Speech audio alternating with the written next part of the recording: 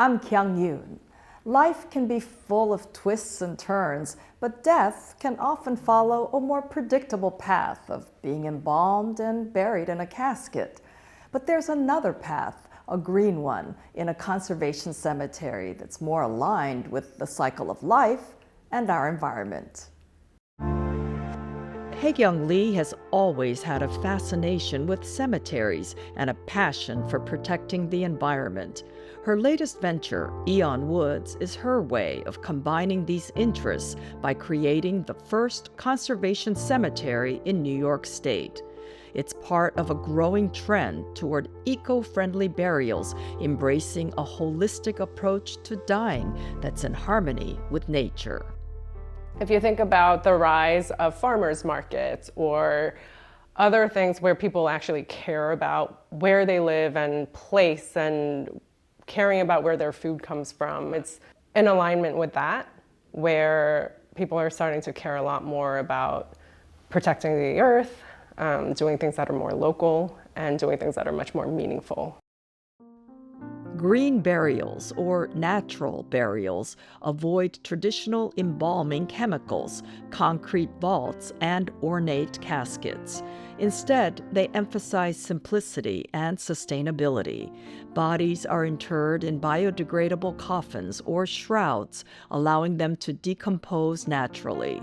Lee's vision of a conservation cemetery extends beyond the burial to the land. Lee is currently exploring land in the Hudson Valley as the site of Aeon Woods. What I'm trying to achieve is to build a conservation cemetery, which is a natural burial, fully natural, everyone, in that cemetery, plus a conservation easement that protects that land in perpetuity. So what that means is I'd be working in conjunction with a land trust who is going to ensure that I don't do anything that is harmful to the environment and that are against kind of the values and reasons that they're trying to protect that land. Lee immigrated to the United States at the age of 8. Growing up in America with just her small nuclear family, she found a profound connection to her ancestors and heritage during visits to Korea, where she would spend time at family grave sites with relatives. My family has been on the same, set of land for 30 generations. We know where all the graves are, all in the mountainsides, and I'd be spending time with my aunts and uncles and my cousins, and we're walking up the mountain and telling silly stories or eating food together.